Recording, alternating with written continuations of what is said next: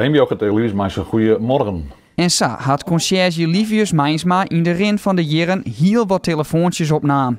In 38 jaar als conciërge bij het Dokkenga College van VMBO GT zeggen meerdere generaties leerlingen van bijkom. In de 38 jaar ben er elke keer ongeveer 100 bijkamen. Dus ik ben van denk dat ik ook 4000 ben ongeveer voorbij kwam zo'n.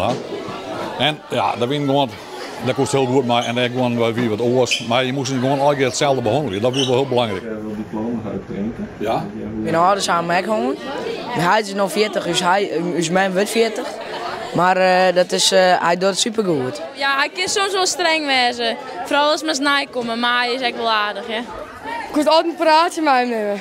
Hij is altijd hier, maar behalve mijn nijbloem, dan weer dat koerde wel wat. De leerling maakt zijn tijd op school waardevol. De momenten met haar zullen dan ook net gauw vergeten. Nou, horen met de band. Dat vond ik het leukst. Een keer een grote jongen, de klas 4 die we ons toer doen achter op het plein. Die had ik in een container geworden en door had ik vast daar met een stukje touw. Hij had er gewoon een oor in zitten. Dus, en dat soort dingen. Dat vond ik wel. Maar ja, dat waren echt ernstige dingen als ze vechterij in de sites. Maar dan gingen er gewoon tussenin staan. Dat gebeurde dus echt. Ik kan nog 50 jaar werken, mij en ander. Dus ik hou wel iets van idioot worden. Ik vind het best. Ja, maar nou, dag. Niet thuis.